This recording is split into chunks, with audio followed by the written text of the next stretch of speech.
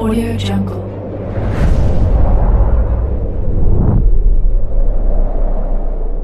Yo, balik lagi bersama Mimin di Manhua TV. Kali ini kita akan lanjutkan pembahasan dari cerita Martial Evolution Star by Awakening the King of Monster. Mimin infokan kembali bagi teman-teman yang ingin menonton video terbaru lebih cepat, silahkan bergabung menjadi member di channel ini dengan biaya 5.000 per bulannya. Jika tidak, teman-teman bisa bersabar lebih dulu selama 2-3 hari untuk menonton video tersebut. Tanpa berlama-lama, yuk kita masuk ke disclaimer dulu.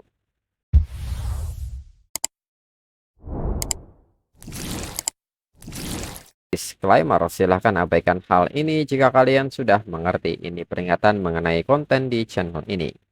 Video ini berisi alur cerita komik yang mempermudah bagi teman-teman untuk mengetahui isi ceritanya dan memahami alur ceritanya. Jika ada kesamaan tokoh, tempat, maupun isu yang sedang hangat, itu benar-benar tidak disengaja. Dan peringatan bagi teman-teman untuk tidak mencontoh atau meniru perkataan maupun perbuatan yang tidak baik yang ada di video ini. Karena cerita ini hanyalah fiktif belaka. Jika mengerti, yuk kita masuk ke ceritanya. Temannya pun menyebut itu sangat mengesankan. Jadi bagaimana sekarang? Orang ini pun menyebut bahwa penyihir itu telah mati. Temannya pun kaget dan mengatakan bahwa semua persiapan itu ternyata hanya pemain yang kalah di ronde kebangkitan. Orang ini pun meminta temannya untuk tidak terburu-buru jika dirinya tidak memberitahu mereka betapa hebatnya penyihir ini. Bagaimana dirinya bisa menyoroti betapa hebatnya orang bertopeng baru yang muncul. Maka, lihatlah gambar ini. Teman-temannya pun kaget saat melihat gambar di ponsel orang ini dan bertanya apakah itu binatang yang dipanggil pria bertopeng itu sangat kuat. Orang ini pun mengatakan bahwa berita ini belum menyebar di Tiongkok, tetapi spekulasi online tentang pria bertopeng sudah meledak. Semua orang setuju bahwa pria bertopeng yang baru muncul ini berasal dari organisasi yang sama dengan pria bertopeng pusaran dari pertempuran Huadu. Temannya pun bertanya apakah mereka tidak bisa memastikan orang bertopeng ini berasal dari negara Xia atau bukan. Orang ini pun mengatakan apakah itu pertempuran Huadu atau pertempuran segitiga tenggara. Orang-orang bertopeng ini membantu negara Xia. Pernahkah mereka terpikir kalau di balik topeng ini sebenarnya ada orang-orang dari negara Xia? Bahkan mungkin orang-orang ini ada di antara mereka. Dan nyatanya di saat yang sama Yi He pun datang dan berjalan melewati mereka. Dan mereka pun seketika membungkuk memberi hormat kepada presiden klub mereka. Yi He pun menyapa balik anggotanya. Mereka seketika sangat gembira karena presiden klub membalas sapaan mereka. Orang ini pun mengatakan bahwa dulu ketika dirinya masih berada di Dragon Blood Society, dirinya tahu pemimpin klub itu ditakdirkan untuk hal-hal besar. Temannya pun bertanya bukankah orang ini dilempar keluar jendela oleh ketua OSIS. Orang ini pun bertanya apakah mereka tahu dilempar dari jendela oleh seorang legenda adalah sebuah kehormatan. Di samping itu, Yi He yang merencanakan sesuatu mengatakan jika mereka ingin mengambil tindakan terhadap 9 keluarga di ibu kota, bantuan satu orang sangat diperlukan dan orang itu adalah Chu Zhao. Kemudian saat ini di ruang latihan Dragon Blood Society, Chu Zhao kini nampak sedang berlatih. Dan tak berselang lama, seseorang kini memanggil Chu Zhao. Chu Zhao sendiri menyadari bahwa suara ini adalah Yang Ze. Segera Chu Zhao berdiri dan menghampiri Yang Ze serta bertanya ada apa. Yang Ze mengatakan bahwa seseorang ingin bertemu dengan Chu Zhao. Chu Zhao pun bertanya apakah Yi He telah kembali. Yang Ze tidak membenarkan hal itu. Ini adalah tamu yang sangat penting. Dan dirinya tidak mampu menyinggungnya. Lalu kini Chu Zhao pun segera menemui orang ini. Orang ini seketika bertanya mengapa Chu Zhao datang begitu lama. Dan diketahui orang ini adalah putra tetua Chu Fengqi dari 9 keluarga Huadu. Chu Fengqi pun mengatakan bukankah ini terlalu meremehkan dirinya. Putra tetua keluarga Chu yang melakukan perjalanan jauh dari ibu kota selatan kuno. Dan Chu Fengqi menyebut Chu Zhao sebagai saudara tirinya. Chu Zhao menanggapi ini dengan santai soal Chu Fengqi yang datang jauh-jauh dari ibu kota selatan. Dan bertanya bukankah 9 keluarga Huadu itu yang secara sukarela melarikan diri ke Nandu kuno. Chu Fengqi pun membenarkan hal itu. Apa yang Chu Zhao katakan itu benar, tapi Chu Zhao tidak bisa menilai sesuatu dari penampilan luarnya saja. Justru karena mereka melarikan diri ke Nandu, mereka dapat menjaga kekuatan keluarga mereka. Hari ini, kekuatan Dragon Sparrow negara Sia telah sangat berkurang karena pertempuran Huadu. Dan jumlah orang di perkumpulan seni bela diri utama di seluruh negeri juga telah sangat berkurang karena rencana penaklukan kembali negara Sia. Ini adalah kesempatan terbaik bagi 9 keluarga Huado untuk merebut kembali kejayaan garis keturunan kerajaan mereka. Chu Jiao seketika mengatakan bahwa dirinya tidak ingin mendengar omong kosong Chu Fengqi dan bertanya apa sebenarnya yang ingin Chu Fengqi inginkan kali ini dengan bertemu dengan dirinya. Chu Fengqi seketika berdiri dan mengatakan bahwa Chu Jiao telah jauh dari rumah selama lebih dari 1 dekade sekarang. Sudah waktunya Chu Jiao kembali ke keluarga. Dengan ini dirinya ingin mengajak kembali Chu Jiao bersamanya. Mendengar hal ini, Chu Jiao segera menjauhkan tangan Chu Fengqi serta menegaskan bahwa dirinya tidak ingin Chu Fengqi memanggil dirinya dengan sebutan saudara. Nama keluarganya bukan Chu dari keluarga Chu Huadu. Dirinya menggunakan nama keluarga ibunya yang bermarga Chu. Chu Fengqi pun mengerti apapun yang membuat Chu Jiao bahagia katakan saja. Sejujurnya dirinya tidak menyangka bisa membawa Chu Jiao kembali kali ini. Dirinya pikir Dragon Blood Society melakukan pekerjaan dengan hebat, sudah menunjukkan tanda-tanda melampaui guild mahasiswa Universitas Huadu. Chu Jiao pun bertanya apa sebenarnya yang ingin Chu Fengqi ingin katakan. Chu Fengqi pun bertanya apakah Chu Jiao ingin menjadi presiden Dragon Blood Society dan mewakili mahasiswa Universitas Huao Qiao.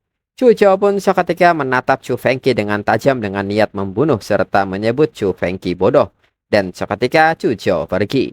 Chu Fengqi seketika bertanya mengapa Chu Jiao pergi. Dengan dukungan dan manajemen keluarga dan posisi kepemimpinan di organisasi sekolah, bagaimana mungkin Chu Jiao tidak menerimanya? Chu Jiao mengatakan bahwa dirinya tidak mau bicara dengan orang bodoh lagi.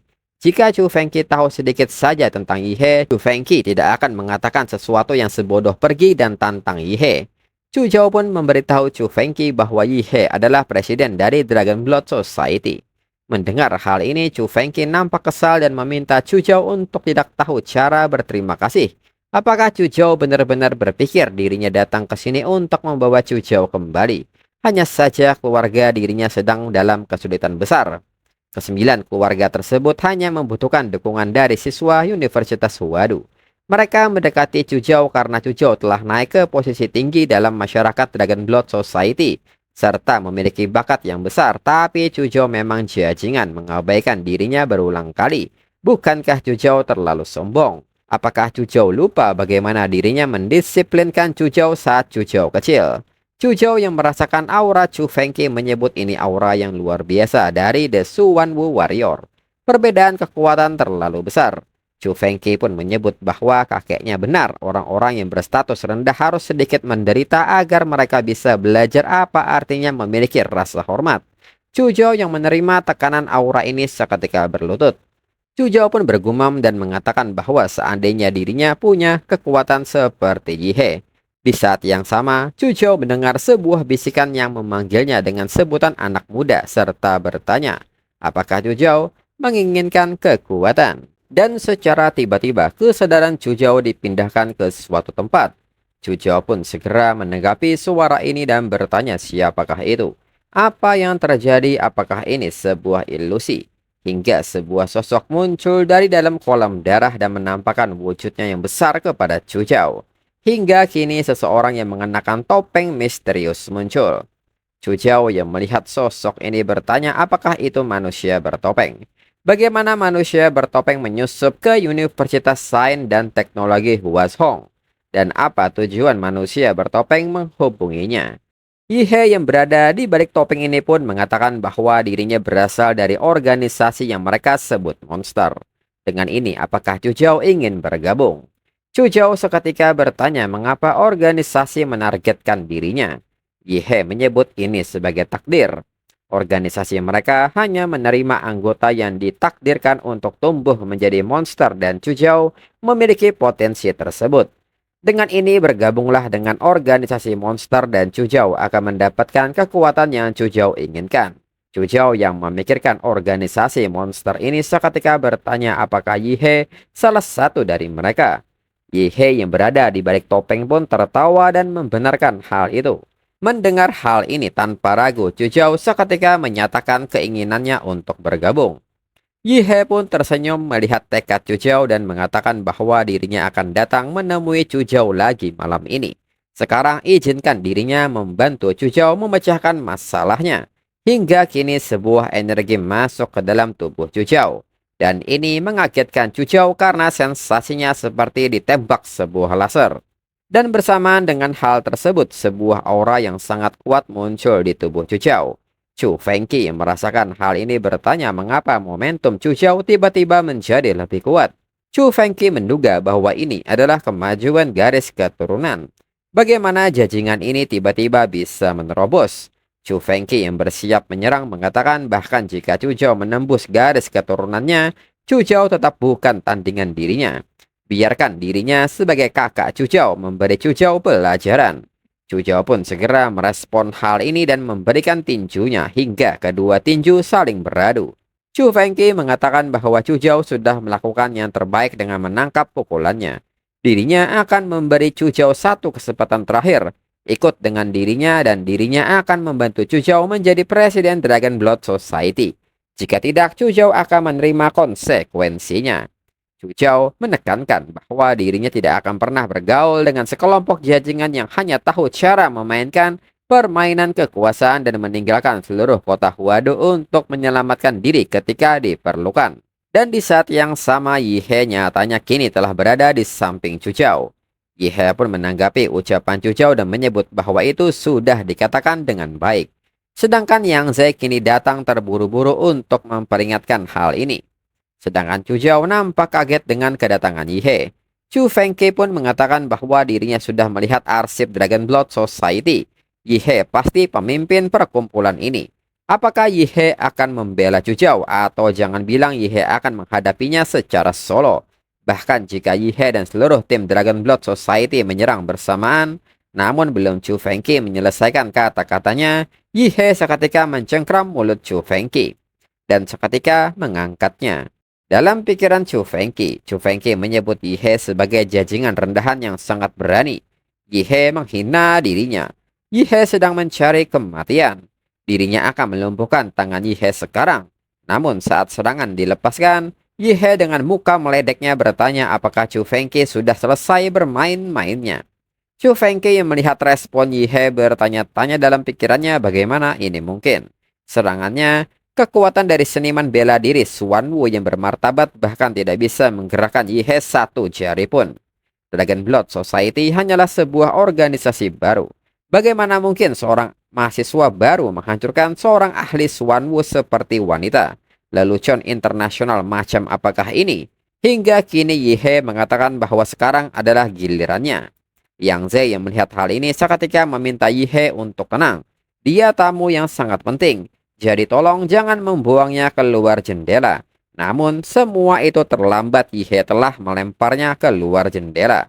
Yang Ze yang menutup mata pun mengatakan bahwa semuanya sia-sia. Zhao yang melihat hal ini pun bergumam dan menyebut kata monster dan bertanya kepada Yihe, bisakah dirinya juga menjadi monster? Lalu Yihe seketika menegur Zhao karena lama tidak bertemu. Zhao pun juga mengatakan hal yang sama kepada Yihe dan memanggilnya dengan sebutan presiden. Yihe seketika merangkul Zhao dan bertanya soal Zhao yang memanggil dirinya dengan sebutan presiden. Mereka adalah teman dekat. Yihe mengatakan bahwa Zhao mencoba menggunakan trik lama yang sama seperti Runtu dan Sun Ge. Panggil saja dirinya dengan nama Yihe. Dirinya tahu Zhao punya banyak pertanyaan untuk dirinya, maka dari itu mereka akan bicara di tempat lain. Sedangkan Yang Ze sendiri mengatakan bahwa keluarga kerajaan Chu akan segera menerima kabar bahwa Chu Fengqi terluka parah dan dirawat di rumah sakit. Dirinya akan celaka. Dirinya hanya alat bagi presiden. Dirinya mengerti bahkan jika dirinya hanya sebuah alat. Dirinya akan menjadi yang terbaik dari yang terbaik. Kisah Aoyang Ze si manusia alat. Sebuah novel berseri yang luar biasa. Lalu kini berpindah ke kantor Presiden Dragon Blood Society. Yihe pun kini bertanya apakah Zhao pernah melihat Demon A sebelumnya. Dan pria dengan topeng pusaran. Jika Chuzhou memiliki pertanyaan, maka jangan ragu untuk bertanya. Chuzhou bertanya kapan Yihe bergabung dengan organisasi monster. Yihe mengatakan bahwa itu setelah kembali dari daerah Lin Sui. Motong mendekati dirinya dan mengundang dirinya masuk. Dengan kemampuan pengamatan Chuzhou yang tajam, Chuzhou seharusnya sudah mengetahui bahwa orang misterius dan kuat yang menyelamatkan kota barat adalah dirinya. Kekuatan dirinya saat itu sudah melampaui kekuatan seorang Grandmaster, sungguh luar biasa. Meskipun dirinya mampu memperoleh kekuatan yang begitu besar, 90% diantaranya adalah karena kerja keras dan bakat dirinya sendiri. Mendengar hal ini, Chuzhou mengatakan bahwa organisasi monster masih memberikan beberapa bantuan penting. Tapi tahukah Yihe apa tujuan dari organisasi ini? Di dalam organisasi berapa banyak individu kuat yang ada seperti Demon A dan manusia bertopeng batu. Dirinya belum tahu apa tujuan organisasi ini. Tapi dirinya yakin hal itu tidak akan merugikan negara Xia. Dihadapkan dengan pertanyaan ini, Yihe seketika panik dan mengatakan bahwa mengenai berapa banyak individu yang kuat yang ada, dilihat dari situasinya saat ini ada 5 orang lain dengan kekuatan yang mirip dengan dirinya. Chuzhou pun menghela napasnya mendengar 5 ahli yang jauh melampaui level Grandmaster. Bukankah ini lebih kuat dari pondasi sebuah bangsa yang besar? Jika mereka menyerang negara Xia tidak akan berdaya melawan mereka. Yihe pun meminta Chuzhou untuk tidak terlalu memikirkannya. Demon A mungkin bilang dia akan datang menemui Chuzhou lagi malam ini. Chuzhou bisa tenang dan menerima pengaturannya. Seperti apa yang terjadi, organisasi monster berada di pihak negara Xia. Chuzhou pun mengerti dirinya akan berangkat sekarang. Setelahnya, Yihe mengatakan bahwa Chuzhou adalah teman baiknya. Jadi tentu saja dirinya tidak akan pernah menyakitinya. Namun rencana saat ini membutuhkan keterlibatan Chuzhou. Dinasti negara Xia memiliki sejarah beberapa ribu tahun, di mana 9 dinasti didirikan di tanah ini. Keluarga kerajaan dari setiap dinasti tidak dibersihkan oleh penguasa baru setelah keruntuhan dinasti, tetapi tetap dipelihara. Seiring waktu ini telah berkembang menjadi 9 keluarga besar. Yihe pun bertanya-tanya mengapa keluarga kerajaan bertahan hidup setelah jatuhnya dinasti ketika kaisar meninggal. Hal ini jelas tidak masuk akal. Tidak ada penguasa baru yang bertahta akan mentoleransi kelanjutan perkembangan keluarga penguasa sebelumnya.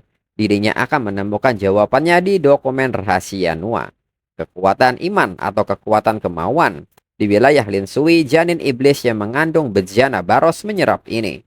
Dirinya selalu berpikir bahwa hanya iblis yang bisa menciptakan dan menggunakan kekuatan magis.